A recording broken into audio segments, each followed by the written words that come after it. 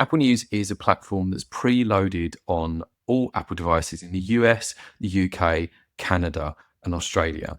And the way that Apple requires publishers to deliver to the platform itself is through a native format. And what that means really is that instead of a stream of content that is delivered to the readers and then they click through and visit your owned and operated platform, each article is actually delivered into the app itself. So there's a requirement to recreate every article, publish that into an app, and readers consume content that way. And what that means is that there are certain forms of monetization that you may run on your website itself that are not available in Apple News, but there are also some options for monetization that's not necessarily available on your owned and operated platform.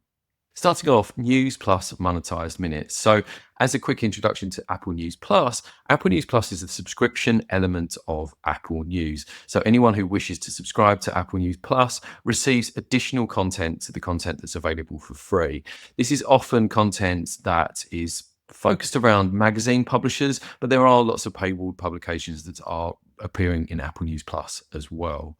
The way that monetization works for publishers in Apple News Plus is it's based on the amount of time that each subscriber spends with your content. So the more time that they're spending with your content as opposed to a competitor, for example, the more revenue you will receive. And the revenue can be pretty sizable. 24% of Apple consumers in the US are actually subscribed to Apple News Plus. So as you can imagine, this is a really sizable audience and a sizable revenue potential for publishers. And what we do at FlatPlan really is to make sure that readers are spending as much time with the publishers we work with and making sure that we're increasing user journeys to increase the revenue that's available.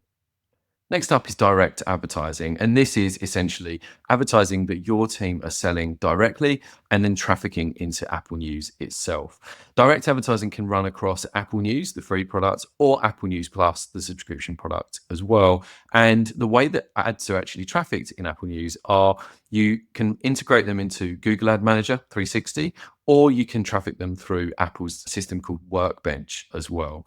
For lots of publishers, this might not be part of their kind of traditional setup. And so next up, we'll talk about Apple Direct. Apple Direct is the name that Apple have coined for the advertising that they are now selling into Apple News as a whole.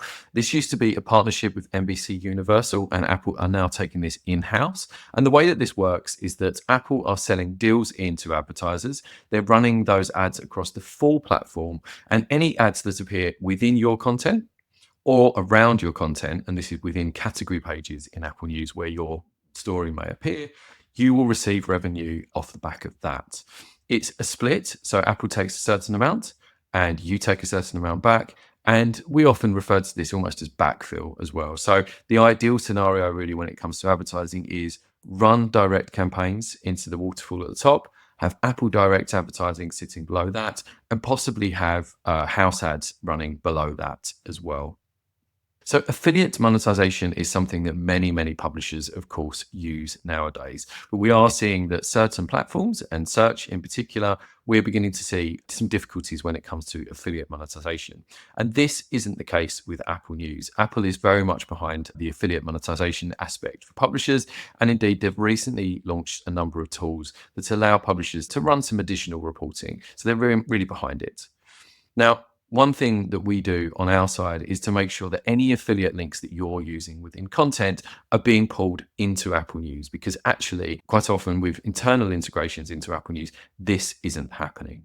But what we do on top of that is to make sure that, first of all, those links are as clickable as possible. And this is a big part of what we do when it comes to the design aspect of Apple News, but also that reporting allows you to break down the links that have been clicked, not just from just a canonical link, the main link to the article, but the article itself in Apple News. We often find that publishers believe that they're not receiving affiliate revenue through Apple News because the links themselves actually point you back to the website version of the article, when indeed the click came from Apple News instead.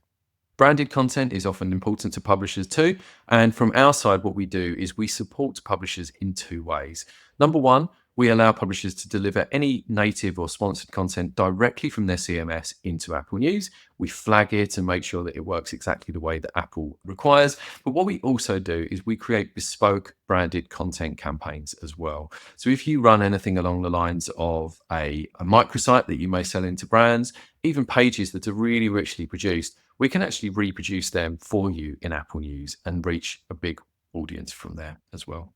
And finally, lots of publishers are looking at zero party data as a big part of their growth strategy. Zero party data is indeed the capture of the reader's email address from them giving you access to that on your owned and operated platform.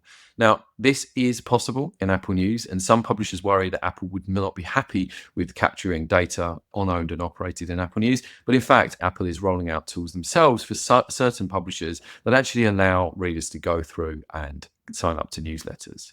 Now, what we do is we actually position those newsletter call to actions across lots of the content that we produce for publishers, and we often are able to target this quite specifically into certain parts of the app.